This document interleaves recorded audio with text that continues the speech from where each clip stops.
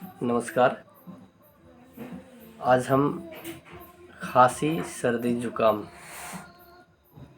इससे बचने के लिए जो हम लोग प्रकृति से प्राकृतिक उपाय जो बिना दवा खाए प्रकृति द्वारा इसे कैसे ठीक किया जा सकता है उसके बारे में बताने जा रहे। तो आपको खांसी हो, सर्दी हो, जुकाम हो तो आप क्या करें। तो जैसे आपकी खांसी हो, आप सबसे पहले तो सुबह उठ के फ्रेश होके आप 1 चम्मच शुद्ध देसी हल्दी आधा कप गुनगुने पानी में लें। उसके बाद आप उसका सेवन सुबह शाम दोनों टाइम करें। आप सोने से पहले और सुबह खाली पेट 2 टाइम करें। इसके बाद आप क्या करें, आप एक अदरक को जला के, हो सके तो आग में ही जलाएं। आग में जला के आपको उसके छिलके अच्छे से उतार के एक टुकड़ा, छोटा सा टुकड़ा चबा चबा के उसको खा ले। सुबह और शाम को सोने से पहले भी खा ले। इसके बाद आप क्या करें, आप सेंधा नमक या ब्लैक सॉल्ट को 1 कप गुनगुने पानी में आधा चम्मच, छोटी चम्मच का आधा चम्मच ब्लैक सॉल्ट डाल के गरारे करें अच्छे से। ये भी आप सुबह शाम कर सकते हैं। इसके बाद आप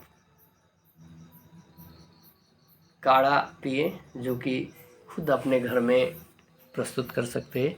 इसके लिए आपको कुछ नहीं चाहिए, एक तो अदरक का पेस्ट 2 चम्मच करें कद्दूकस करके।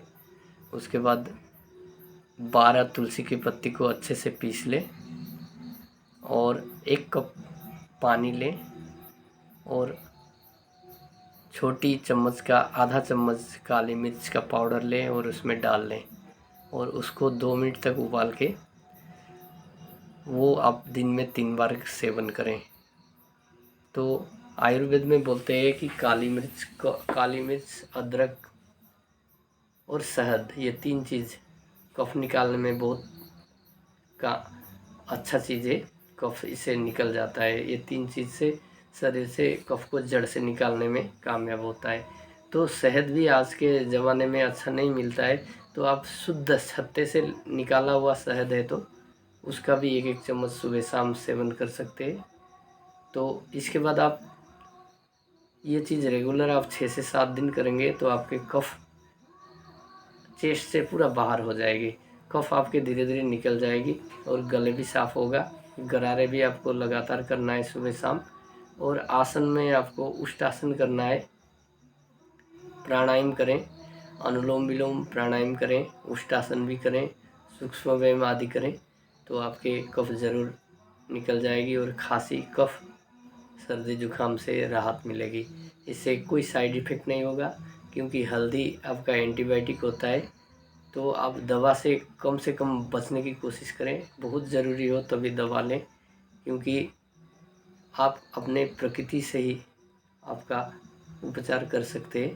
कृपया मेरे चैनल को अच्छा लगे तो लाइक, सब्सक्राइब और शेयर ज़रूर करें। नमस्कार।